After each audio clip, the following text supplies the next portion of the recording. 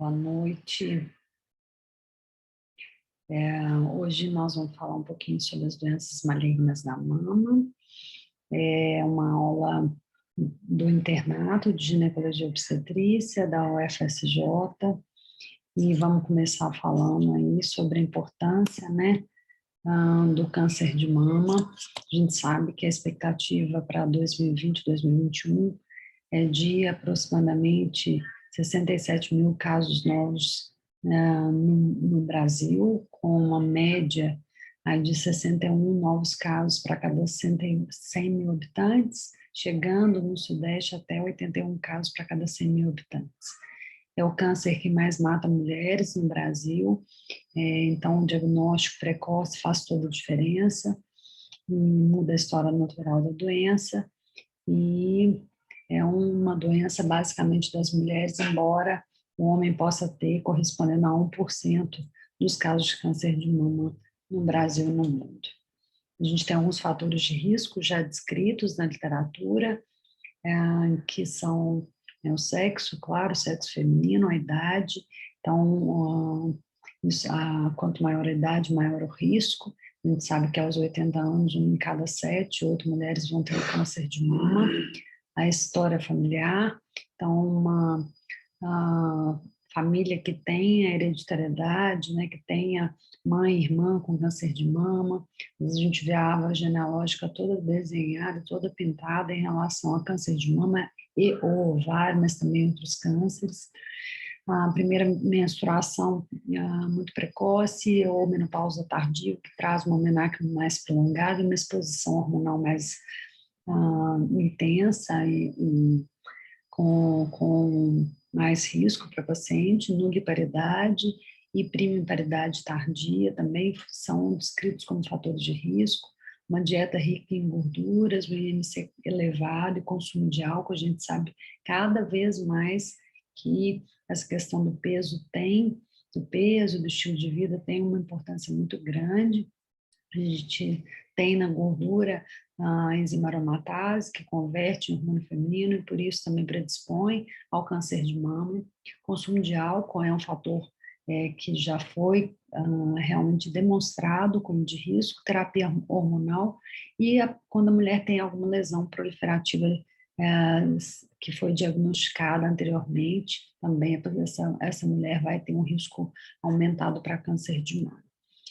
Dessas lesões proliferativas, as que a gente tem como mais conhecidas são as hiperplasias ductais típicas e atípicas e as neoplasias ductais ou carcinomas in situ, carcinoma ductal in situ e a neoplasia lobular in situ.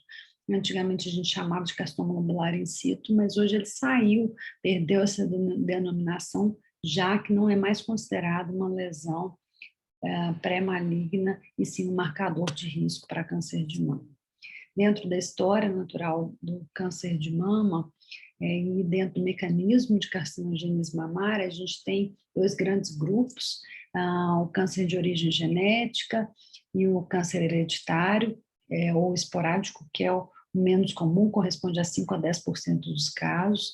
A gente gostaria de ter uma única resposta em relação ao desenvolvimento do câncer, mas tem diversos fatores, então todos esses fatores de risco, e aqueles que a gente ainda não conhece, levam a alterações genéticas, hormonais, enzimáticas, que fazem com que o epitélio normal sofra modificações e vá passando, né, a ter mudanças celulares com hiperplasias típicas e atípicas e podendo chegar a um carcinoma in situ e a um carcinoma invasor.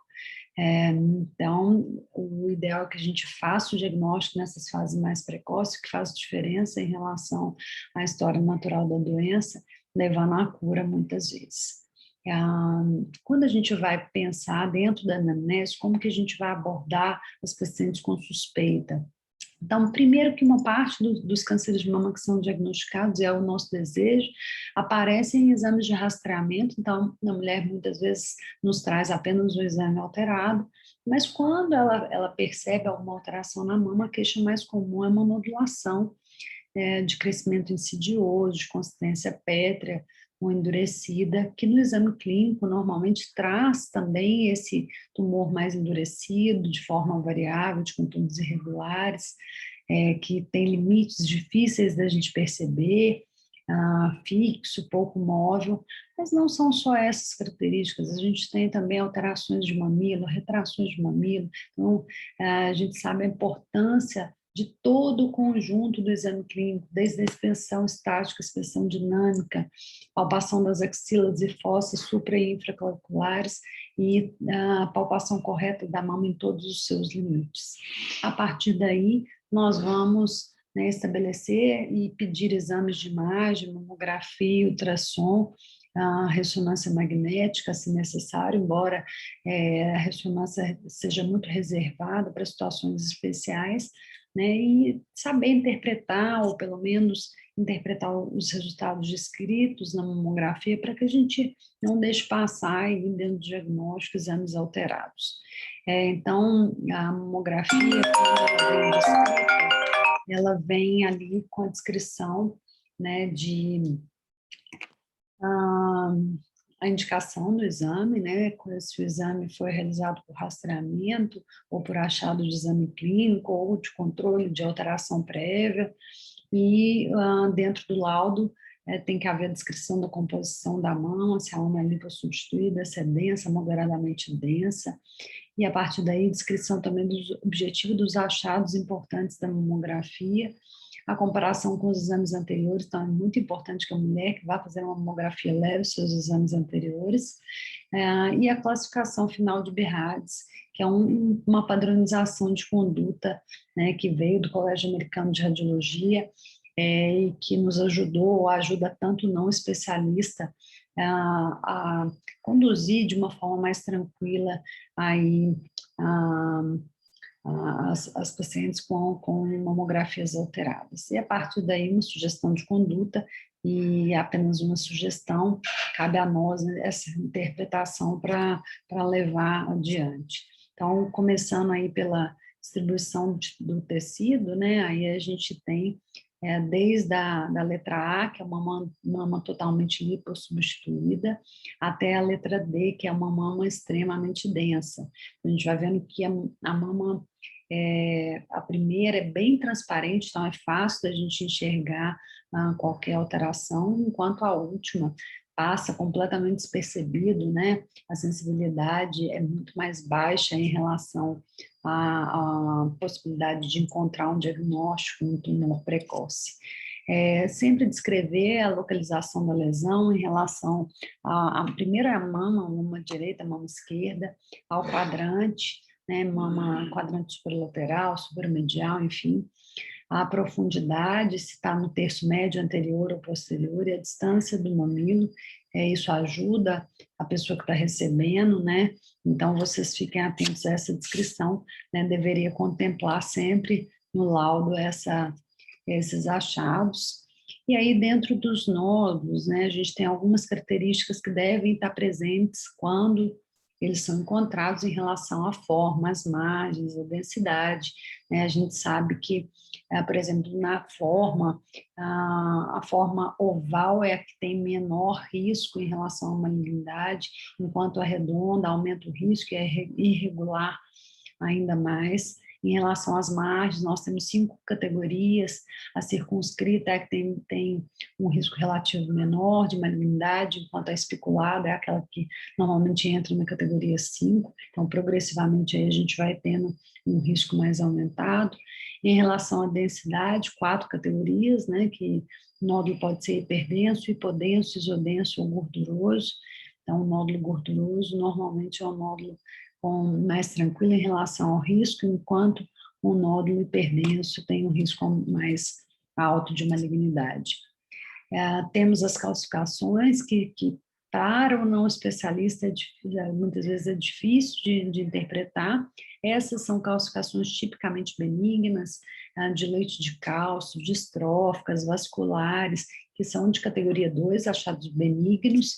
A gente tem calcificações suspeitas, de morfologia suspeita, desde de calcificações amorfas, que são essas duas primeiras, até aquelas finamente pleomórficas, a gente vê que realmente tem formatos diferentes, essas heterogêneas, e as calcificações lineares e finas, como se estivesse acompanhando o ramo ali da árvore ductal, e que tem um risco importante de malignidade. As distorções de arquitetura também, que às vezes são mais sutis, como essa da mamografia, e que são bastante suspeitas. Então, se a gente percebe que parece que tem algo empurrando o tecido, a gente vai chamar isso de distorção, né? Então, são linhas que aparecem na mamografia, originárias de um ponto, e que podem, principalmente em pacientes que têm cirurgia prévia, estarem associadas a isso, mas quando não há cirurgia prévia, tem um risco aumentado de malignidade. E a partir daí classificar, né, em relação à categoria de Berard de 0 a 6, e ir sabendo, vocês têm que saber qual é o risco de malignidade. Lembrar que o 4, especialmente, é um grande balaio de gato, né? A gente tem desde achados que são de baixa suspeita até aquele que é o 4C de muito mais alta suspeita, acima de 50%, e a categoria 5 quase patognomônica de malignidade, embora a gente ainda vá encontrar 5% de falsos positivos nesse caso. Então, aqui um nódulo especulado, bem clássico de categoria 5, né, e cujo valor preditivo positivo realmente chega a 95%, algumas microcalcificações pleomórficas agrupadas, também bastante suspeita, e a partir daí a gente pode usar outros artifícios, como a ultrassonografia, para nos auxiliar, e ela é especialmente útil nas mamas mais densas e para avaliação de nódulos, né? Lembrar que uma calcificação pode não ser vista a ultrassom, então o achado negativo de ultrassom não quer dizer que o achado suspeito da mamografia não deva ser investigado. Ultrassom de mamas a gente descreve principalmente nódulos em relação à ecogenicidade, contornos, limites, eixo perpendicular ou paralelo à pele, em relação à presença ou não de sombra posterior e em relação à relação com o ligamento de Cooper, e esse aqui seria um nódulo tipicamente maligno, né, que é hipoecogêneo, de contornos irregulares, limites indefinidos, eixo perpendicular com sombra posterior, interrompendo o ligamento. Nem sempre ele vem com todas as características suspeitas, mas esse sim, essas descrições têm que chamar a atenção de vocês aí para a suspeita de malignidade. Então, esse seria um achado suspeito, a ultrassonografia, a gente vê que o contorno é bem irregular, o formato, o eixo perpendicular com bastante sombra atrás, então bastante característico de malignidade. A partir daí, vamos fazer diagnóstico histológico, de preferência com a corbiópsia ou biópsia de agulha grossa, tirando o fragmento, né, dessas lesões, para poder fazer histologia, imunohistoquímica. Então, a corbiópsia é bastante utilizada hoje em dia, não vou me prolongar, porque vocês já tiveram aula disso no 7º período, mas muitos de vocês vão ver no ambulatório a gente fazendo, de uso rotineiro na suspeita, e a gente sempre faz antes da cirurgia, porque a programação hoje do tratamento, né, um quebra-cabeça que leva em consideração a idade da paciente e as características histológicas de imunohistoquímica e o estadiamento que são importantes para o tratamento. Punção aspirativa de agulha fina para lesões suspeitas, hoje a gente usa muito pouco, né, então a gente usa para nódulos muito pequenininhos e principalmente para linfonodos suspeitos, mas hoje, de exceção, quando a gente tem suspeita de malignidade, às vezes a gente se surpreende com alguma lesão que tinha aspecto de benignidade, que foi puncionada, que vem com célula típica, mas não é mais comum. Lesões retroareolares muito pequenininhas, que não dava às vezes para fazer corbiópsia, aí já vem bem dentro da especificidade, da especialidade, não é o objetivo aqui, mas é importante vocês saberem também que é uma arma que a gente tem dentro da investigação. Mamotomia está crescendo, né? Uma biópsia percutânea parecida com a corbiópsia, mas com uma agulha mais grossa, uma aspiração a vácuo para que a gente não tenha que ficar reposicionando a agulha. Então, a tendência é isso chegar mais para a microcalcificação, para evitar o agulhamento, que é um procedimento cirúrgico, né? Então, o agulhamento que vocês veem lá no ambulatório, a gente indicando, a paciente vai marcar, depois vai para para o centro cirúrgico, então a gente faz uma biópsia cirúrgica e microcalcificação, e se a gente puder evitar essa biópsia cirúrgica com a mamotomia, tanto melhor. Então, aqui seria um exemplo de agulhamento com microcalcificação suspeita, lesões melhor vistas, a mamografia são a melhor indicação desse agulhamento. Vamos começar falando um pouquinho dos tipos histológicos, né, que vocês vão encontrar no ambulatório como resultado de lesões suspeitas. Vamos começar no carcinoma ductal in situ, que é a proliferação neoplásica intraductal sem invasão de membrana basal, que tipicamente é um resultado histopatológico de biópsia de microcalcificação, como vocês estão vendo aqui, uma calcificação pleomórfica, né, e que veio com resultado após a retirada de um carcinoma ductal in situ. A gente tem alguns subtipos histológicos do carcinoma ductal in situ, que são sólido, micropapular, papilífero, concomido. Então, isso para a gente é importante. Comedo carcinoma, por exemplo, tem um pior prognóstico, né? Então, tem um impacto ali no risco de malignidade também, de recidiva como carcinoma invasor, e dá chance ali de cura da paciente. Claro que essa é uma excelente fase para diagnóstico, tem uma chance de cura de 95% aproximadamente na literatura, desde que retirada toda a sua extensão, tratada com radioterapia posterior, que é indicada na grande maioria das vezes. Então, a gente usa também o grau nuclear como marcador de agressividade, além do subtipo histológico, tamanho da lesão, e o tratamento é cirúrgico, iminentemente cirúrgico, principalmente nas pacientes que fizeram cirurgia conservadora, que é obrigatória a radioterapia posterior, naquelas que tiverem, às vezes, microcalcificação, uma extensão muito grande da mama, às vezes tem que ser submetidas a mastectomia, mesmo no tumor in situ, para que a gente consiga retirar com margem de segurança. A margem hoje utilizada no carcinoma ductal in situ, ideal são 2 milímetros, e embora a gente não tenha indicação de abordagem axilar nas pacientes com carcinoma ductal in situ, a biópsia de linfonodo sentinela pode ser considerada quando a gente vai fazer mastectomia ou quando a gente tem uma chance maior e tem uma expectativa de que vai encontrar tumor invasor na peça.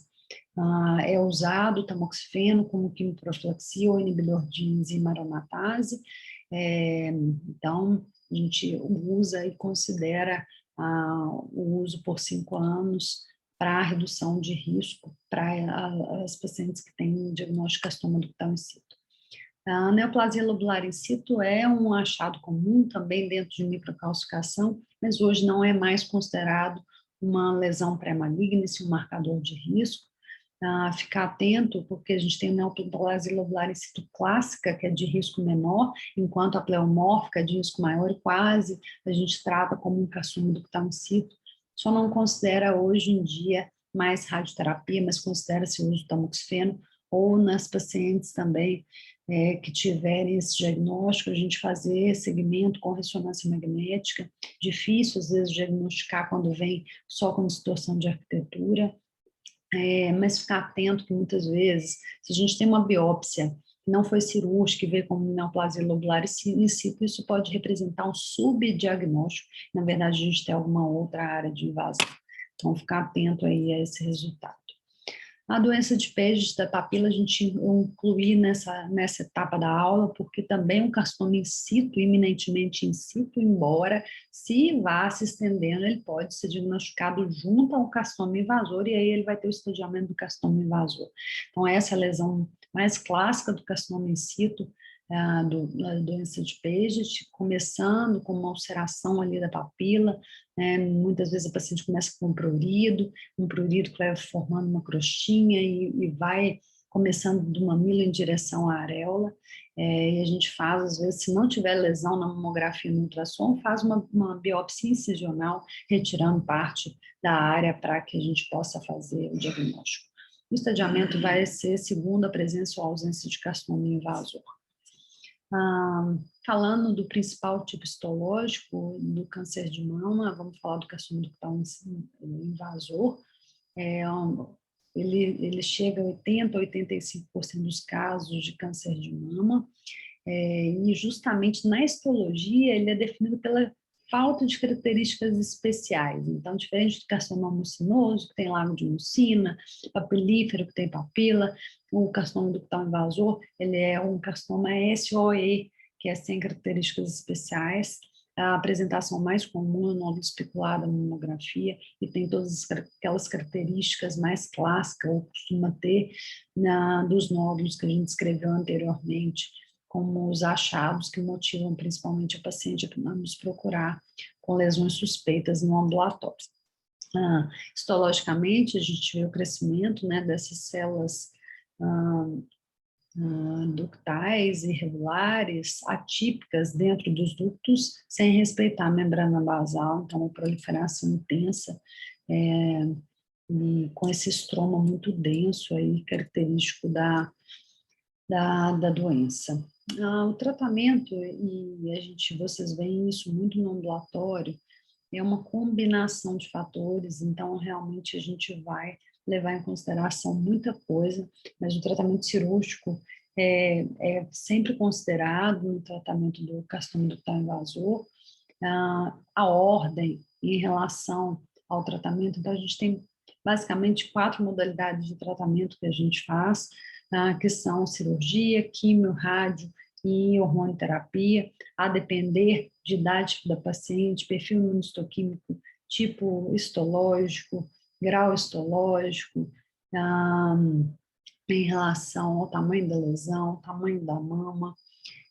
Então, esses perfis são muito importantes da gente avaliar, da gente decidir se vai para a cirurgia de primeiro tempo e se essa cirurgia vai ser conservadora ou radical em relação ao tamanho do tumor e tamanho da mama, possibilidade de a gente obter margem cirúrgica livre e possibilidade ou não do paciente receber radioterapia. A gente evoluiu muito no tratamento, saiu de uma mastectomia muito radical, que era a mastectomia Halsted, e chegou aí nas mastectomias mais preservadoras, como a Madden, que a gente faz hoje em dia, na grande maioria das vezes retirando só a mama, sem retirar grande pequeno peitoral, e também as cirurgias conservadoras, quadrantectomia, setorectomia, que são realizadas hoje como eleição. Sempre que possível, a gente tenta cirurgia conservadora, né? Sempre que a gente consegue estabelecer uma boa relação de prognóstico, porque a gente tem estudo que mostrou que a gente não precisa ser mais e mais radical para que a gente consiga um melhor tratamento, salvo em situações especiais.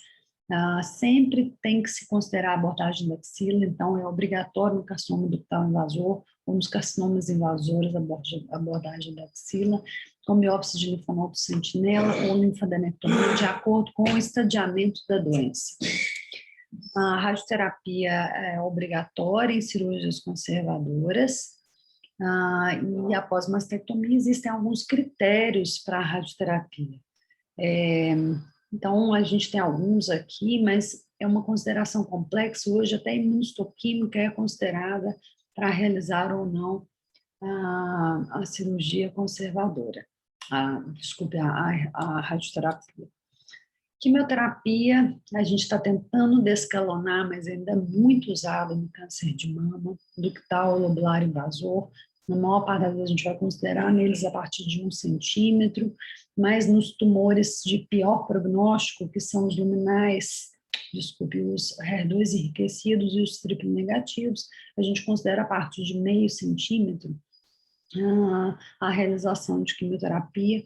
A gente sabe que com o uso de droga-alvo, como o trastuzumab, que é uma droga anti-HER2, a gente consegue uma excelente respostas patológicas completas, que às vezes mudam a forma da gente abordar e começar com quimio junto a essas drogas-alvo e não realizar cirurgia de primeiro tempo. Então, a neoadjuvância, ela veio para ficar, não só para a gente diminuir o tamanho de tumor, mas também para a gente avaliar a resposta desses pacientes e, às vezes, usar tratamentos complementares após a cirurgia, quando não há resposta patológica completa. Essa é a tendência, né?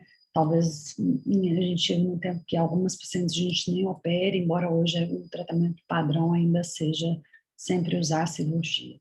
Então, as terapias-alvo, né, de acordo com a imunohistoquímica, Então, fazer hormonioterapia, bloqueio hormonal, o uso de inibidor de aromatase, moduladores seletivos de receptor de estrogênio, como o tamoxifeno, né? Então, a gente cada vez mais tem tentado selecionar marcadores que possam nos ajudar no tratamento. Vamos chegar lá, talvez, no triplo negativo, né, com drogas que melhorem a resposta nesse tumor que é tão desafiador, já que o prognóstico e a metástase à distância é muito mais comum nesse caso. Bom, vamos passar para o carcinoma lobular invasor, que é o segundo tipo mais frequente. O tratamento não muda tanto ali, então todas aquelas etapas que a gente considerou para o carcinoma ductal invasor, todos aqueles critérios a gente usa também para o lobular invasor, mas com uma atenção muito grande às maiores taxas de bilateralidade, multicentricidade, que são de difícil diagnóstico dentro da mamografia do ultrassom, e que a ressonância tem nos ajudado tanto a avaliar com mais critério essas pacientes, né? Muitas vezes elas têm apenas distorção de arquitetura e a hora que a gente vai fazer a cirurgia tem áreas muito mais extensas do que a gente tinha visto na radiologia, e a ressonância diminuiu bastante essa taxa de reabordagem. Ficar atento aí a essas mudanças de consistência de tecido mamário, mas sem definição de massa, não tem nodulação, muitas vezes palpável, apenas espessamentos, alterações discretas da textura da mama que podem levar ao diagnóstico de carcinoma lobular invasor. Temos também os carcinomas especiais, carcinoma tubular, medular, metaplásico, mucinoso, que são carcinomas que muitas vezes têm melhor prognóstico, mas que a gente tem que tratar com o mesmo rigor que a gente trata os carcinomas ductais invasores, lobulares invasores, né? É mais comum, por exemplo, o medular, ele simular um pouco mais uma doença benigna, assim como o mucinoso, eles são um pouco mais circunscritos e são tumores que aparecem com mais frequência em idades mais avançadas. Então, é importante a gente ficar atento às pacientes que têm idade avançada, que aparecem modulações que não estavam presentes em mamografias e ultrassons anteriores, porque muitas vezes o diagnóstico histológico nos surpreende aí com esses carcinomas especiais. Carcinoma inflamatório é uma entidade assim, importante, porque é um T4D, né? Então o estadiamento é bastante agressivo, normalmente ele se apresenta com linfonodomegalia, essa pele em casca de laranja, que parece uma mastite, mas a gente vê, tem uma nodulação muitas vezes palpável, um espessamento de pele. Quando vocês tiverem dúvida se realmente tem nodulação palpável, a mamografia às vezes vem negativa, às vezes a gente tem que fazer uma biópsia incisional ali, pegando um pouco de pele, e a gente consegue ver o êmbolo linfático tumoral na pele. Muitas vezes ele vem muito mais rico, linfonodomegalia, a mama bem dura, então fica um pouco mais fácil e nos auxilia o diagnóstico. Sempre tem que começar com quimioterapia neoadjuvante nesses casos e a cirurgia radical após o tratamento, mesmo com excelente resposta que pode ter em alguns casos, principalmente naqueles que são HER2 positivos. Então, como eu disse para vocês, os fatores prognósticos e preditivos são todos esses que a gente considera: idade da paciente, a imunohistoquímica com os 4 subtipos, luminais A, luminais B, HER2 enriquecido e triplo negativos, presença ou não de linfonodos positivos, tamanho do tumor, graduação histológica, grau nuclear, lembrar da história familiar, que pode chamar atenção para uma hereditariedade, maior risco da paciente ter tumores bilaterais, e que tem impacto, às vezes, na decisão de tratamentos mais radicais, né? Então, fazer uma boa anamnese, levando em consideração todos esses fatores. Falar de tumor bem raro, como sarcoma, né, que representa menos de 1% dos tumores malignos de mama. A gente tem algumas subdivisões: angiosarcomas, carcinosarcomas, lipossarcomas. Essas normalmente são tumores mais bem delimitados, mas que têm crescimento muito rápido, e atingem grandes volumes, com tamanho médio de 5 centímetros, e tem uma incidência em idades mais avançadas, com idade média de 60 anos, não tem disseminação linfática e sim hematogênica, então normalmente não é necessária abordagem axilar, responde mal à quimioterapia, então o tratamento cirúrgico, uma margem ampla, é o mais recomendado. São tumores que vocês raramente vão ver Na medicina quase tudo aparece de 2, né? Mas nesse caso a gente tem que tratar com bastante critério, já que ele tem uma chance de metástase à distância mais importante. Situações especiais a ser consideradas, como câncer de mama na gravidez, onde a gente às vezes tem que mudar a abordagem, começar com químio, de acordo com a idade gestacional da paciente. Existe assim, até mais discussão sobre aborto terapêutico, né? Quando a paciente tinha tumores muito avançados e idade gestacional muito precoce. Hoje, raramente a gente precisa, as drogas podem ser consideradas durante o início do tratamento. Normalmente a gente consegue, às vezes, adiantando um pouco o parto, né, não piorar o prognóstico da paciente para que ela consiga chegar ao termo, mas próximo ao termo, e tenha um bebê saudável, continue levando sua vida depois do nascimento. Então, o câncer de mama na gravidez o conceito é aquele que envolve gravidez ou o período puerperal, né? A gente não faz mamografia de rastreamento na gravidez, mas, se necessário, por lesão suspeita, pode ser feita, porque a radiação que chega intraútero é de muito baixo risco para o feto. E lembrar do ultrassom, que é isento de risco, né, nesses casos. Então, se a paciente chega procurando, e aliás, na gravidez, a gente lembrar que parte do pré-natal, no primeiro exame físico, é o exame da mama. Então, muitas vezes esse diagnóstico é feito no exame clínico inicial da gravidez. Então, a gente vai individualizar em relação à idade gestacional para que a gente escolha a melhor forma de tratar. Câncer de mama no homem, então a gente tem um homem para cada 100 mulheres com câncer de mama. Existem alguns fatores de risco descritos especialmente para o homem, como descendência judaica, principalmente associados a mutações de BRCA em síndrome de Klinefelter. A apresentação clínica mais comum são nódulos endurecidos periareolares excêntricos em relação à areola. Ginecomastia não é um fator de risco, e a gente usa a mamografia que vê com muita nitidez esses nódulos. Difícil fazer tratamento cirúrgico conservador no homem, mas a gente tem que considerar todas aquelas etapas, né, todos aqueles fatores de prognóstico, igual na mulher, para que a gente trate corretamente. Lembrar que câncer de mama em homem também metastatiza, também pode levar à morte se não tratado corretamente. Então, a gente trata com o mesmo rigor do que na mulher.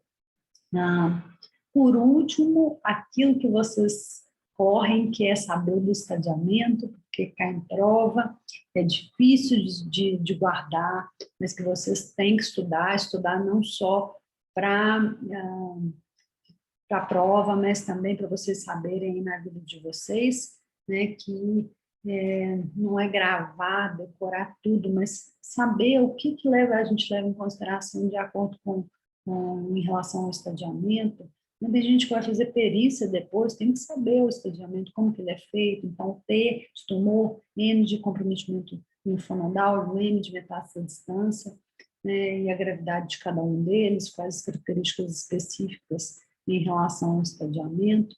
Não vou ler aqui cada um deles, mas vocês precisam ler para realmente guardar, e ir guardando e usar no dia a dia de vocês. Hoje a gente tem o TNM oitava edição, que incluiu, além desses fatores, incluiu também receptores hormonais, HER2, incluiu também um teste genético, caso o paciente faça, né, exames que avaliam 21 genes ou 70 genes que podem colocar a paciente em baixo, moderado ou alto risco e que podem mudar o estadiamento. Esse é a oitava edição, a gente tem que usar em software. Esse clássico TNM sem adição desses fatores é o TNM sétima edição. Então, estudem bastante, vamos em frente, estudando essa doença desafiadora.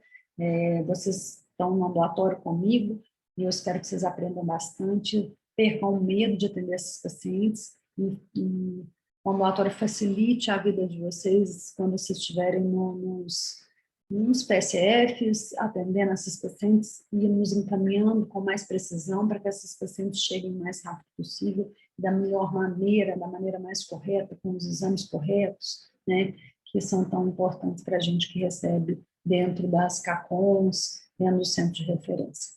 Boa noite, muito obrigada a todos, um grande abraço, contem comigo na vida de vocês, me liguem quando precisarem, encaminhem quando precisarem, eu estou à disposição. Muito obrigada.